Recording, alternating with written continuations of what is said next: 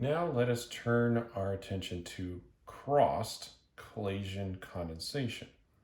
So far, we limited our discussion to self-Claisen condensation.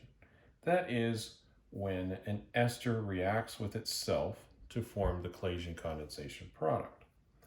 Now, we've already had something that's very similar to this reaction, the aldol. And we noted that there were problems with doing a crossed aldol reaction. And those problems are also present in a crossed Claisen condensation. Here we have two esters that are capable of undergoing Claisen condensations. Now, let's see what happens if we were to combine both under conditions that would cause the Claisen condensation to occur. Well, we may want one of these to react with the other, but we cannot stop each of these from reacting with themselves. So what we will see here is the methyl acetate reacting with itself, and we'll see the methyl propionate reacting with itself, and then we'll see the cross reaction between both of them. And we'll generate 4 different products. And these 4 products are going to have similar properties. And therefore, they will be difficult to separate. So this is the product that would result if this methyl acetate reacted with itself. Next, we can examine the product that would happen if this ester reacted with that one. So this one is the deprotonated one and attacks the propyl group ester. If that's the case, then we will have this beta keto ester. Next, we could have the propyl group be the one attacking the ethyl group ester.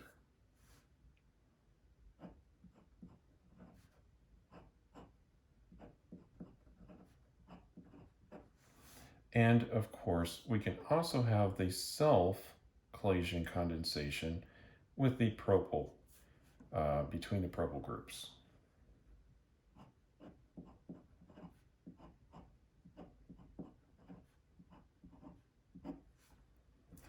So, unfortunately, doing this reaction will result in 4 different beta keto esters.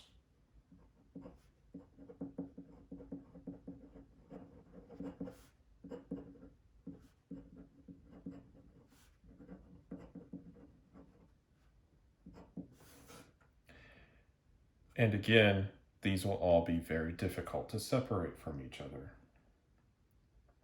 Now, we did have some strategies when we talked about crossed aldol reactions, and some of those strategies will apply here. One of the things that we need for a Claisen condensation is at least 2 alpha hydrogens on the ester.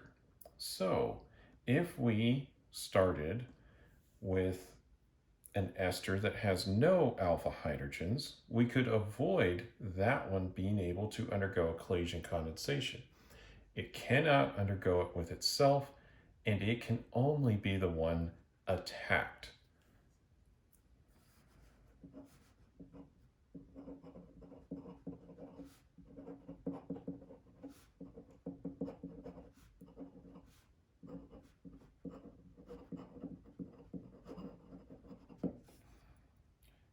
And of course, we will also have to dropwise add the ester that could undergo Claisen condensation to avoid it reacting with itself.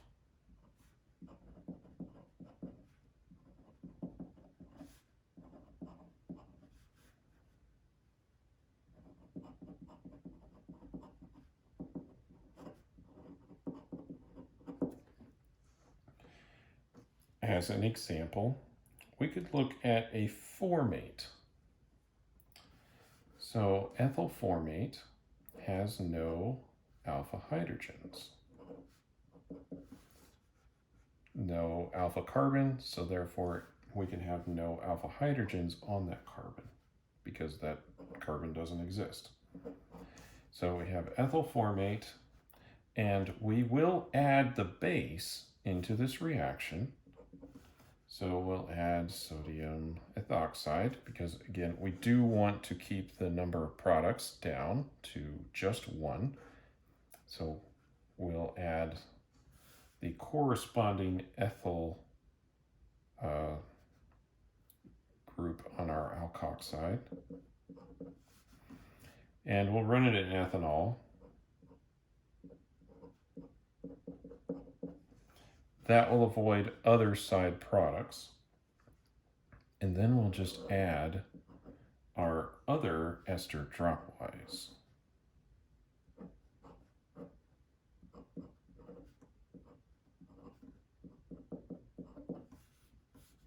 And of course, we will still need the acid workup.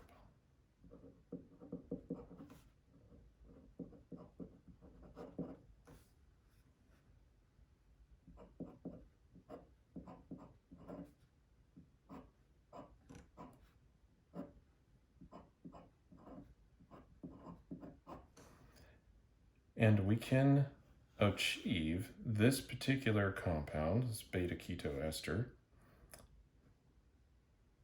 in reasonable yields without a lot of side products.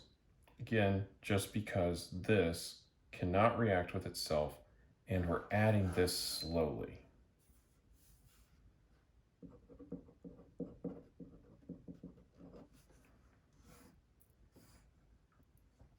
There are other esters that have no alpha hydrogens, and so I'm just going to draw a few of them up here so that you can see some of the possibilities. So of course we can use the formate, but we can also locate a benzene ring in that spot. We could use a tertiary carbon there as well. So we could use ethyl benzoate. We could have tertiary carbon.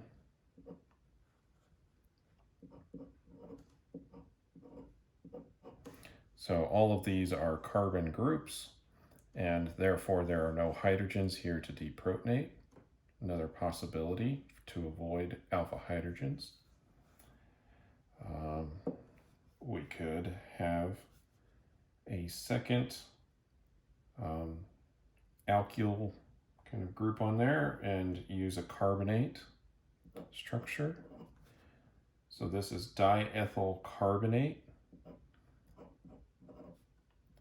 And it's really getting its name from the carbonate anion, CO3, 2 negative, but instead we have substituted ethyl groups on here.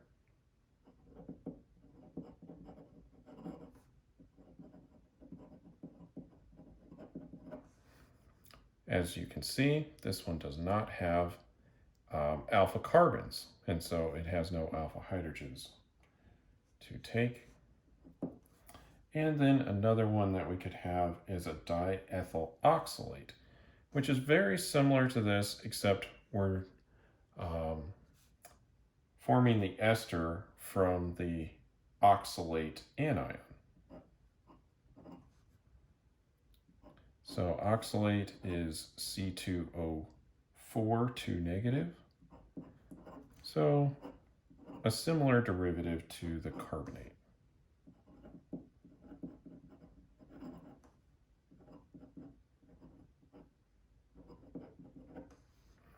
And of course, any one of these could have whatever alkyl group we wanted on here. I would try to match up the alkyl group with whatever alkyl group you want in the second attacking ester. That will help you choose a correct base, Although since this alkyl group is being eliminated, then it is less of a concern, right? Since this is being attacked, and you'll notice this portion of the molecule does not show up in the product. I think that would be more important in the case of the diethyl carbonate because one of these will remain in the product. Now, that is one strategy. A second strategy is to use a ketone as one of the reactants.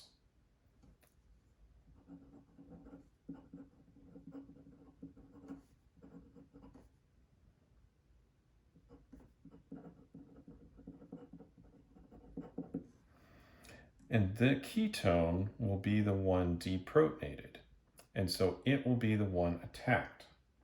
You might say, well, why do you know the ketone will be deprotonated? Well, the pKa for alpha hydrogens on a ketone is around 20.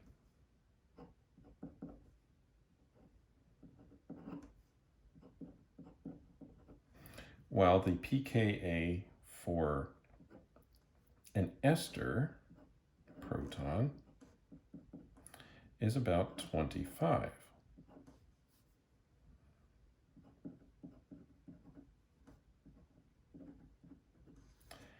So therefore, it is easier to take the proton off of a ketone. It's harder to take it off of the ester. So we'll deprotonate the ketone preferentially. And if some of the ester does get deprotonated, some ketone will probably come along very quickly and give its proton to the ester. And remember, acid-base reactions are very fast. So you will notice that, perhaps.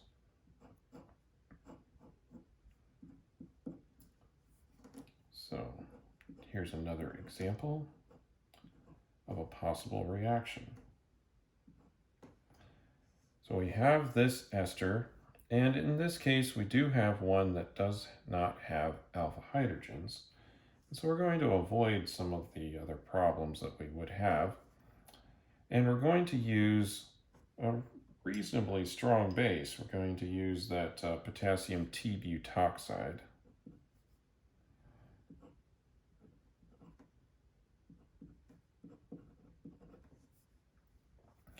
And in DMF. And I should draw the arrow longer.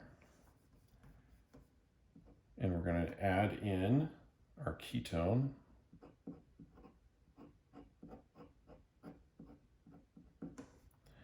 And we'll also need an acid workup. And if we do this, this ketone will be deprotonated right here, and then it will attack that carbon and form a bond in between. And of course, our ethoxide group here will leave.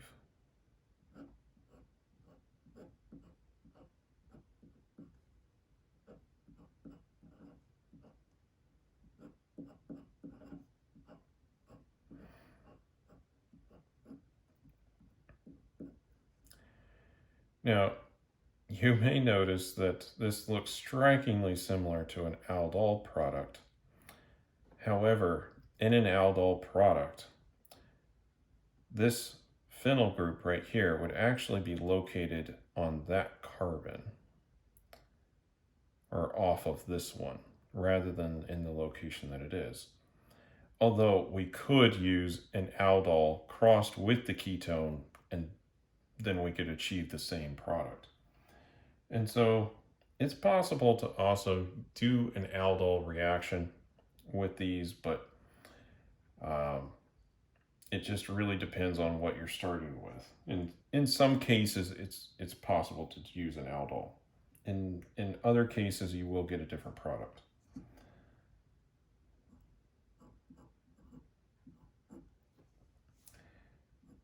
Just another example, we can, in this case, we didn't have to worry as much because we had no alpha hydrogens, but here we're going to add an ester that does have alpha hydrogens in it. So this could undergo a self-Claisen condensation. I got aldol on my mind.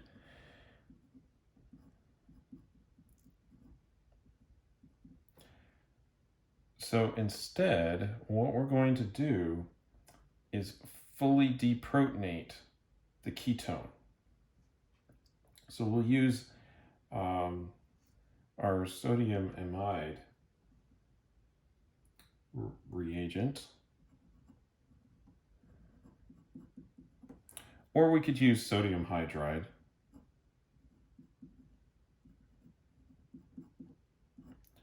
That's also a good base, and we'll have to put this in an appropriate aprotic solvent, and we'll fully deprotonate the ketone very rapidly. Next, we will add in the ester, and then the ketone can attack. And in this case, we will get this product.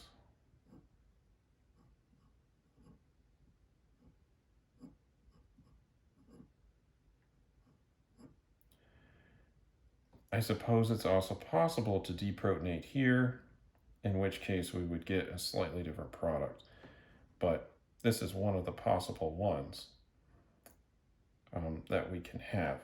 And I suspect this will be the major product because this side of the ketone is less sterically hindered, and so it will be easier to attack that carbonyl carbon. And there is a significant amount of steric hindrance within this molecule. So that will become a factor, leading to this being the more major product. So these are some of the strategies that we can use to do crossed Claisen condensation. And it has similarities to the aldol reaction.